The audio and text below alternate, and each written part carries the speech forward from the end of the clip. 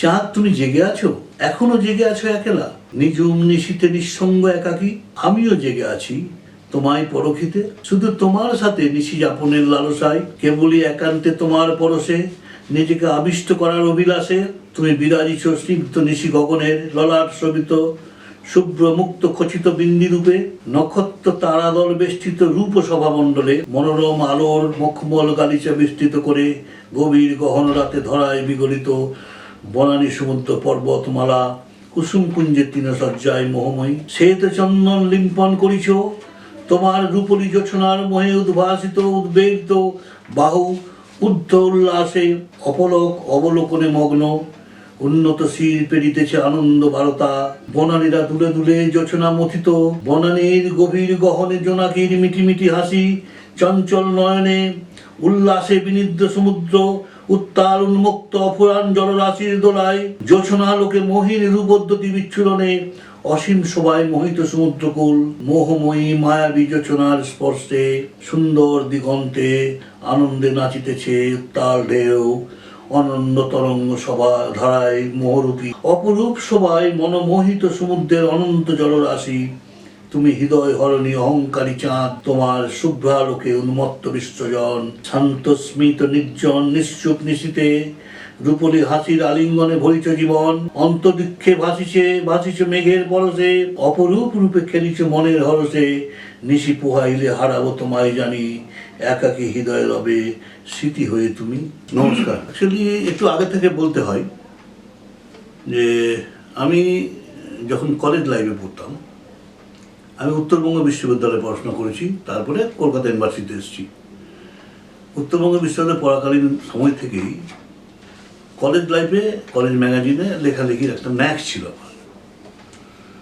তারপরে কলকাতা বিশ্ববিদ্যালয়ে এলাম, সেইখানে যেমন লেখালেখির ব্যাপারটা একটু দুর্বল হয়ে গেল। পড়াশোনাটা শেষ করলাম, চাকরির খোঁজ করতে শুরু করলাম। কারণ হচ্ছে টেকনিক্যাল কোয়ালিফিকেশান, আমার যেমন জেনারেল কোয়ালিফিকেশান আছে, আমার কিছু টেকনিক্যাল কোয়ালিফিকেশান আছে। অ্যাকচুয়ালি উত্তরবঙ্গে চাকরি বাকরির খুব ক্রাইসিস ফ্রম ভেরি বিগিনিং, এখনও ক্রাইসিস, আগেও ছিল। চাকরি বাকরি খোঁজ, বর্ধিষ্ণু পরিবার থেকে এসেছি, একটা কলকাতার দিকে এসে থাকার খুব ন্যাক, আরও ভালো পড়াশোনা করবো, একটা চাকরি জোগাড় করার চেষ্টা করলাম।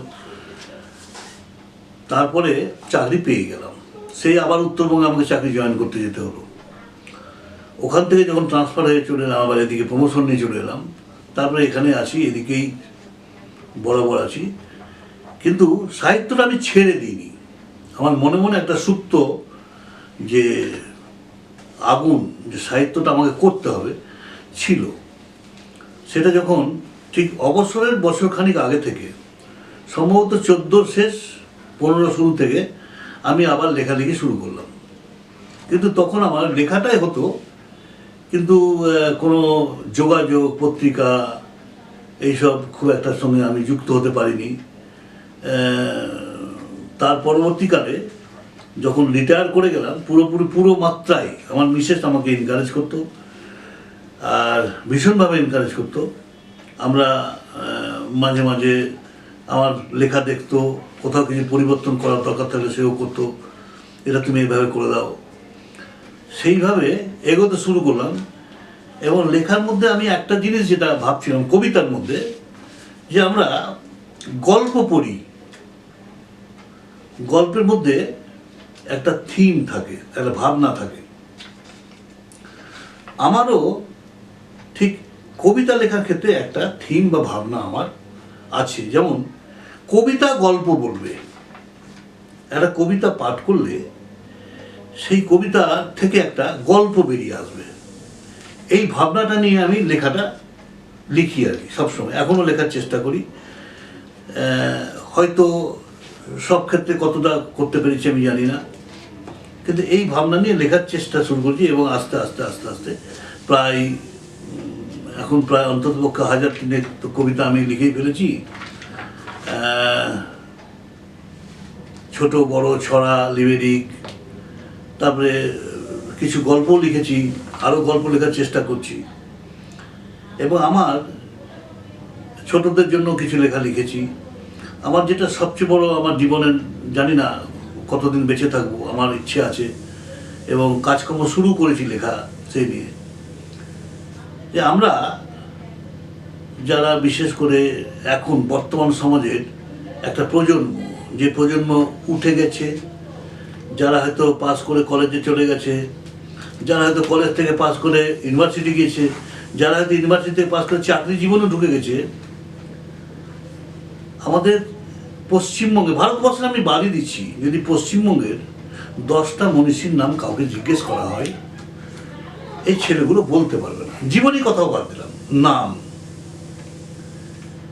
তা আমি, আমার যে একটা খুব ইচ্ছে যে এক পাতায় একটা মনীষীর জীবনী,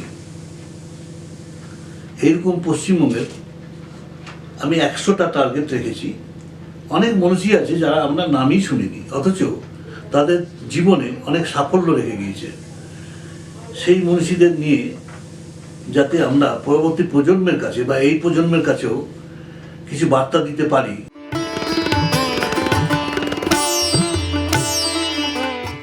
একমুখী ভাবনা আমার নেই। আমার কবিতার মধ্যে আপনি আমার বই যে কাব্যগ্রন্থ আছে পড়লেই বুঝতে পারবেন যে আপনি যখন কবিতা পাঠ করবেন, একটা লেখকের কবিতা যখন পাঠ করবেন, সব যদি একমুখী ভাবনা হয় তাহলে আপনি বোর ফিল করবেন। কবিতা বললাম যে এক একটা কবিতা এক একটা গল্প বলবে আমার। হ্যাঁ, আপনি যদি ধরুন চাঁদের নিয়ে একটা কবিতা বলে, আপনি চাঁদের গল্পটা শুনতে পাবেন, যে চাঁদ, আকাশ, অন্তরিক্ষ, মেঘ, এই গল্পটা শুনতে পাবেন। আবার যখন প্রকৃতি নিয়ে যখন একটা কবিতা পাঠ করবেন আপনি, আমার প্রকৃতির কিছু গল্প আপনাকে বলবো। হ্যাঁ, আবার প্রেম, প্রেম ছাড়া কবিতা হয় না। প্রথম কথা হচ্ছে, আপনি প্রেম নিয়ে যখন আবার কোনো কবিতা পড়বেন, ভালোবাসা নিয়ে কবিতা পড়বেন, একটা প্রেমের গল্প আপনি একটা শুনতে পেলেন, ওই কবিতার মধ্যে দিয়ে আপনি অনুভূত হলেন। এই কবিতাটার মধ্যে একটা প্রেমের গল্প লিপিবদ্ধ করা আছে।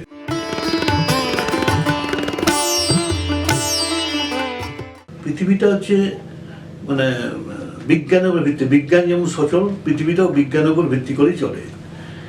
ঠিক সেরকম কোনো কিছু থেমে থাকবে না, বুঝছেন তো। নতুন প্রকরণ, নতুন অবস্থায় মানুষের কাছে হাজির হবেই। কারণ কবিতা তো সব ভাবনার শিকার হচ্ছে কবিরা। তাদের মস্তিষ্ক প্রসূত বিভিন্ন ভাবনা তার কলমের মধ্যে দিয়ে উপস্থাপনা করে। অতএব সেই ক্ষেত্রেও তাদের ভাবনা, নতুন নতুন অনেক কবির নতুন নতুন ভাবনা, অনেক লেখা, সে সমস্ত আসবে এবং থাকবে। আমিও কিছু কিছু লেখার চেষ্টা করি যাতে সেই ধরনের ভাবনা, তবে আমার মূলত যেটা ভালো লাগে যে সহজ সরল ভাষায়, সাবলীল ভাষায় যাতে মানুষের কাছে আমি কবিতাকে পৌঁছে দিতে পারি, মানুষের যাতে হৃদয়গ্রাহী হয়, পড়ে যাতে মানুষ ভালো লাগে, আনন্দ পায়, এবং সেইভাবে আমি কবিতাকে লিখে মানুষের কাছে পৌঁছানোর চেষ্টা করি।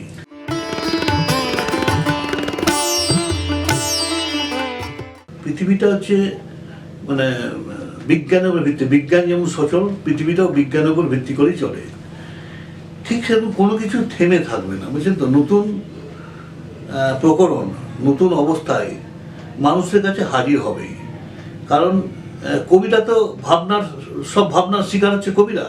তাদের মস্তিষ্ক প্রসূত বিভিন্ন ভাবনা তার কলমের মধ্যে দিয়ে উপস্থাপনা করে। অতএব সেই ক্ষেত্রেও তাদের ভাবনা, নতুন নতুন অনেক কবির নতুন নতুন ভাবনা, অনেক লেখা, সে সমস্ত আসবে এবং থাকবে।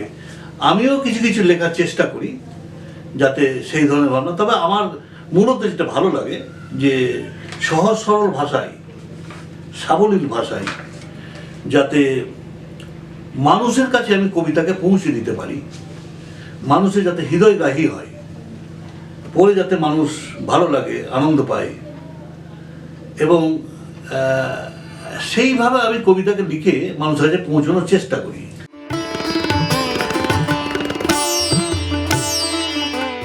বাঁচার উপায় নেই, না, বাঁচতে হবেই, কবিদেরকে সে জায়গাতে পৌঁছতে হবে। আজকে মানুষকে যদি আমরা মানে সেই জায়গায় নিয়ে যেতে না পারি, কবিরা যদি সেই ভাবনার মধ্যে আবদ্ধ না থাকে, কবিরা যদি শুধু নিজের কথাই ভাবে, তাহলে কিন্তু বাঁচা যাবে না। অতএব সেই জায়গায় কবিদেরকে ভাবতে হবে নতুন করে, যে তার মনের ভাষা ভাবনা কিভাবে প্রকাশ ঘটাবো, বিভিন্ন ভাষায় প্রকাশ ঘটানো যায়।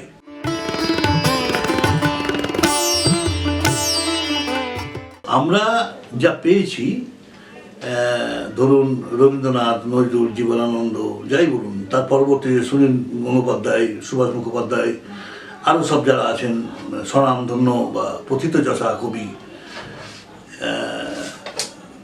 তাদের ভাষাটাকে আমরা ব্যবহার করে কিছু নতুন ভাষার সৃষ্টি হয়েছে ঠিকই, এবং আরও যত লেখনির মধ্যে প্রভাব বৃদ্ধি পাবে, যত লেখনী বৃদ্ধি পাবে, তত ভাষা বৃদ্ধি পাবে। না লিখলে ভাষা, এখন আপনারা কবি কোন অর্থে বলছেন জানি না, সবাই কবি হতে চায়, সবাই কবি হতে পারে না। অতএব যার ভাষা শৈলী, ভাষা জ্ঞান, ভাষা ভাবনা, ভাষা উদ্ভাবনার চিন্তা ভাবনা, নতুন ভাষা সৃষ্টি করার ক্ষেত্রে খানিকটা দখল, এগুলো না থাকলে পরে কবিতার মধ্যে নতুনত্ব আসবে না, পুরনো আঙ্গিকে কবিতা থাকবে। অতএব এগুলোকে সৃষ্টি করতে গেলে নতুন ভাষা আমদানি করতেই হবে।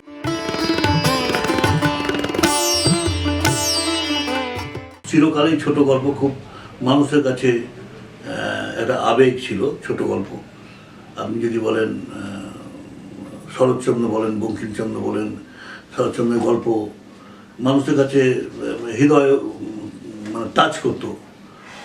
অতএব এখনো দেখবেন এই যে যুগটা আসছে বা যুগটা চলছে, আমাদের পরবর্তী যুগ যেটা আসছে, তারা কেউ বড় গল্প, অত ধৈর্য সময় মধ্যে তাদের কাছে নেই।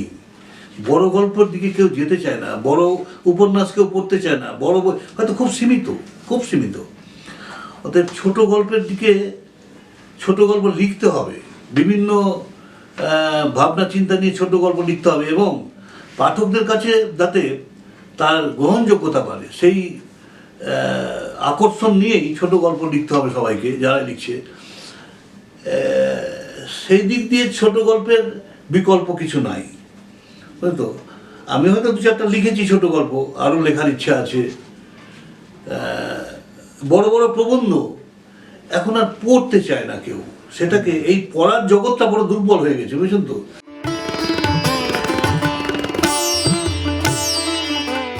সফলতার জায়গাটা তো এখন বলতে পারছি না। যেটা মূল কথা, এই যে দর্শনের কথা বললেন, রবীন্দ্রনাথ আমার দর্শন, নজরুল দর্শন, যে যারা অতীতে সৃষ্টি করে গেছে, সেটাই আমাদের কাছে দর্শন। সেই দর্শনকেই আমরা অনুসরণ করে নিজস্ব কিছু সৃষ্টির চেষ্টা করছি। হ্যাঁ, অতএব কবিতার দুটো দিক, একটা হচ্ছে ভালো লাগা, একটা হচ্ছে ভালোবাসা। ভালো লাগা, ভালোবাসা না থাকলে কবিতা মনোগ্রাহী হবে না, মানুষের মনে স্থান করে নিতে পারবে না।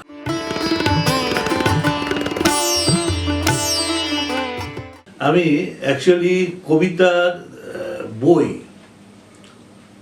একটা ইলিউশন যদি না থাকে, যে সমর্পিতা কি আছে বইটার মধ্যে, এই যে একটা আকাঙ্ক্ষা, আমার পরবর্তী যেটা বেরোবে আছে একটু ভালোবাসা, কেবলমাত্র ভালোবাসারই কবিতা দেখবেন। এই যে আমার আছে উর্মিলা আমার মায়ের নাম, আমার মায়ের নামে বইটা সমর্পণ করেছি। দেখবেন ছোটদের কিছু লেখা আছে, একটু যারা 4, 5, 6 পড়ে, এরকম ছেলে মেয়েদের যাতে ভালো লাগে সেইভাবে কিছু লেখা আছে। অভিমানী প্রেম সম্পূর্ণ প্রেমেরই প্রায় কবিতা। আবার সমর্পিতাদের সব কিছু মিলিয়ে মিশিয়ে আছে। একটা আমি চাহিদা, আমাকে বলেছিল একজন, দাদা আপনি একটা ভূতের গল্প, হ্যাঁ অলরেডি ভূতের গল্প লেখা শুরু করলাম। একটা পত্রিকা আমাকে চেয়েছিল ভূতের গল্প দেবেন, ভূতের গল্প লিখলাম, কয়েকটা ভূতের গল্প লিখেছি। আবার পত্রিকা চাইলো আমার কাছে যে ভূতের কবিতা দিন, আমি একটা বই লিখে ফেলেছি ভূতের কবিতা, 20 ভূতের গল্প। তো ঠিক মানুষের প্রয়োজনের তাগিদে যদি আমার লেখনীটা ঠিক জায়গায় না পৌঁছই, লেখাটাই আমার সার হবে, কিন্তু সার বর্তা কিছু লেখায় থাকবে না।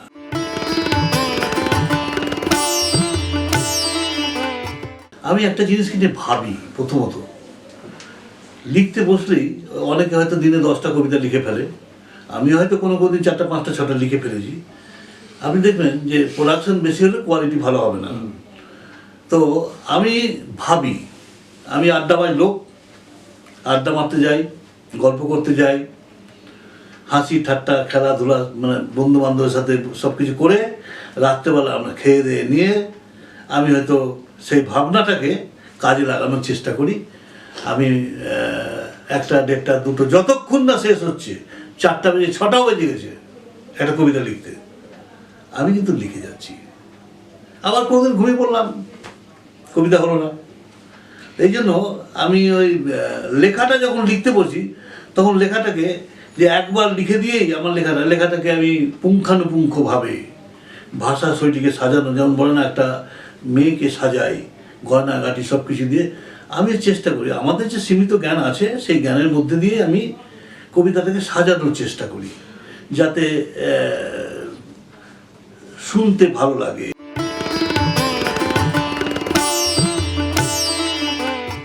লেখার আগ্রহ, বুঝছেন, 1 নম্বর হচ্ছে লেখার আগ্রহ। যদি আপনার চাহিদা না থাকে, আমার লেখার চাহিদা না থাকে, আমার লেখার আগ্রহ থাকবে না। আমি হয়তো লিখে যাচ্ছি, আমি বলছি না এত কবিতা লিখেছি আমি, যে লাস্টে ভাবলাম যে ঠিক আছে আমার তো নেক্সট জেনারেশন, অন্তত যদি আমি লিপিবদ্ধ করে যাই, একটা বইয়ের মধ্যে সব কিছুকে রেখে যাই, তাহলে আমার নেক্সট জেনারেশন বলবে যে ঠিক আছে আমার দাদু কি ঠাকুরদা লেখালেখি করে কিছু কবিতা লিখে, তারা দেখতে গল্প লিখেছে, কবিতা লিখেছে, লিমেরিক লিখেছে।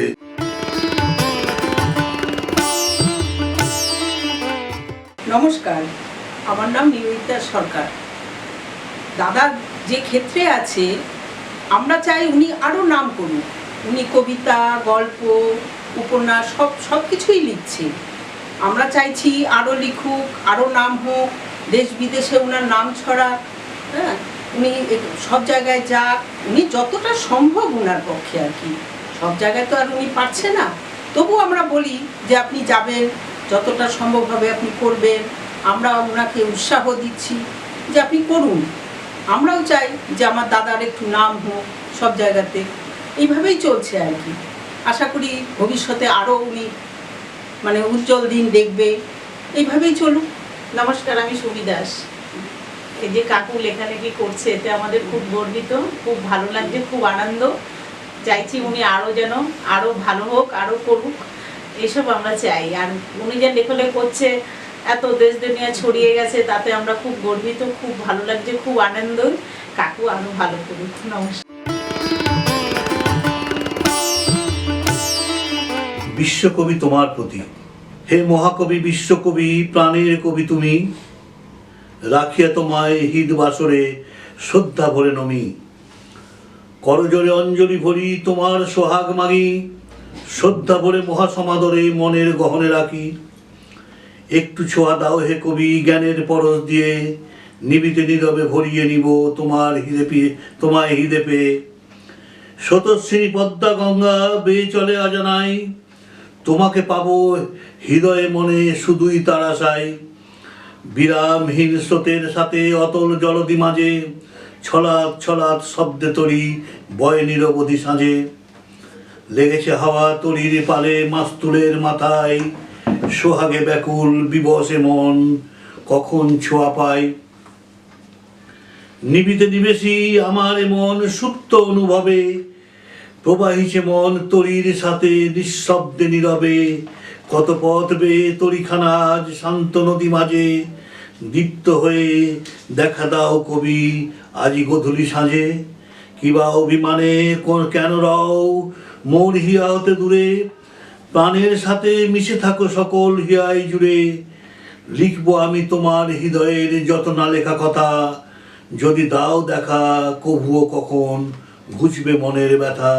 হে মহাকবি একটিবার যদি গো পরশ পাই, উদাস বাউল তোমার সুরে অপরূপ গান গাই। বাউলের গানে মোহিত হয়ে তোমায় স্মরণী রোজ, হৃদাকাশ জুড়ে কত খুঁজেছি, পাইনি তবু খোঁজ। তোমাকে খুঁজি সে তো শুভ্র কাশের শারদ আকাশে, খুঁজেছি তোমায় ঢাকের শব্দে, শিউলি সুরভি বাসে। জোছনা মাকা চন্দালোকে খুঁজে নিত্য রাতে, কতই খুঁজেছি বিনিদ্র নিশি সোনালি ম্লান প্রভাত প্রাতে। খুঁজছে তোমায় বর্ষা মুখর দুর্যোগ ভরা রাতে, রিমিঝিমি বর্ষায় খুঁজেছি মেঘলা আকাশ তাতে। ঝঞ্ঝা ঝরার বাদল ধারায় খুঁজেছি নিশি ভোর, শান্ত সরোবরের মাঝে খুঁজছে নিরন্তর। বিশ্বকবি তোমাকে ছোঁয়ার আশায় ফাগুন দ্বারে, পলাশের বনে অনুভবী তোমায় শিমুলের বাহারে। মাতিয়া আছো কাকলিতে তুমি পাখিদের হৃদ জুড়ে, লালিমায় লাল দিগন্ত যেন লাল আচনে মুড়ে।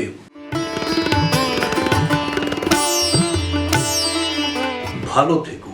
কোন অভিমানে ছেড়ে গেলে তুমি, একটি বছর হলো। যা কিছু সবই রয়েছে পড়ে আগেতে যেমন ছিল। ঘর বাড়ি মেয়ে ছেলে বউ জামাই নাতনি আপনজন, ভাই বোন যা ননদ বন্ধু আত্মীয় পরিজন। তোমার প্রাণের পরম আদরের মেহেক মোহর, রেখে গেলে শুধু দুঃখ কষ্টের অনুভূতি আর শোক। বিলীন করেছে আনন্দ সুখ উচ্ছ্বাসে ভরা মন, যেতে যেতে শুধুই বিলিয়ে গিয়েছ কান্না শোকের জীবন। তুমি নেই আজ, গিয়েছো হঠাৎ কি জানি কোথায় চলে, অচেনা দেশে গেলে ফুলো বেশে কাউকে কিছু না বলে। নীরবে নিবিতে নিশুতি রাতে নীরবতা বুকে ভরা, শুধু কান্নায় ভাসে যে দুচোখ নিরুপায় তোমারা।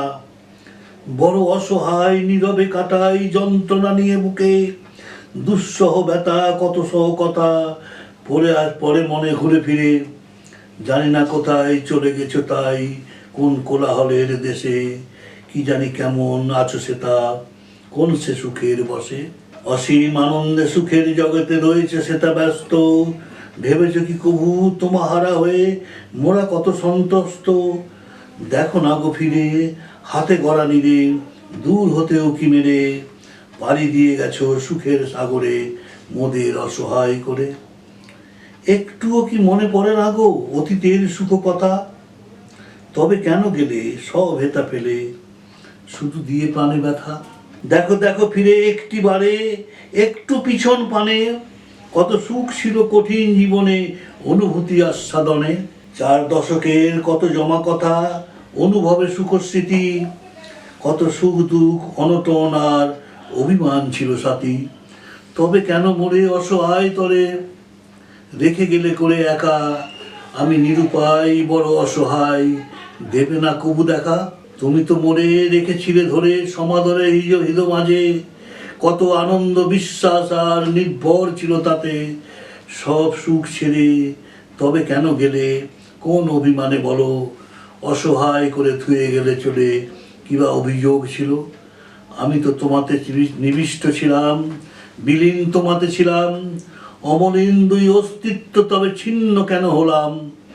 কোন অভিমানে চলে গেলে কোথা, সব কিছু ফেলে রেখে, তোমা ছাড়া এই ফ্যাকাশে জীবন কাটাবো কিবা সুখে। তোমার সংসার তোমার সন্তান যা আছে আপনজন, সকলই ব্যথাতুর তোমার বিনে আজ বেদনা হত মন। গাছগুলো কাঁদে কাঁদে প্রিয়জন, পাখিরা খায় না আর, ঘুরে ঘুরে খোঁজে ঘর ঘোর তোমার মেহেক মোহর। না বলা কথা বুক ভরা ব্যথা গুমড়ে গুমড়ে কাঁদে, যেদিন আসবে সে আশায় ওরা আজও মনে আশা রাখে। হেতা আছে যারা ব্যথা বুক ভরা নিত্য স্মরণী তোমায়, যেটা আছো তুমি খুব ভালো থেকো এ কামনা করি সবাই।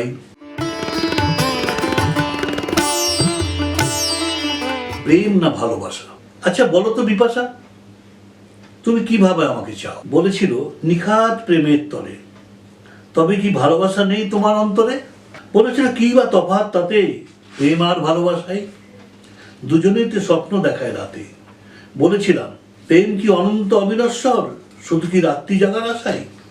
সে তো লোকাল ট্রেনের মতো, যে পথে যায় সে পথেই ফিরে আসে। আর ভালোবাসা প্রতীক্ষায় ঠাঁই দাঁড়িয়ে থাকে অবিচল বর্ষা মুখর রাতে, ছাতা হাতে ভেবে যায় অধীর উন্মাদনায়, রোজ ঝড় বৃষ্টি শীতে জীবনের তাড়নায়। তুমি নিশ্চয়ই দেখেছ রেল লাইনের ধারে বাতিস্তম্ভ, ভালোবাসায় দাঁড়িয়ে থাকে নিরন্তর প্রতীক্ষায়, সাঁঝের আধার সরিয়ে ভরিয়ে দিতে রোশনাই, শুধু রেল লাইনকে ভালোবেসে অসীম সহিষ্ণুতায়। শুধু প্রেম কি পারবে এই নিদারুণ নিষ্ঠুর ব্যস্ততায় অনন্ত অবিচল থাকতে হাসি মুখে নির্দ্বিধায়?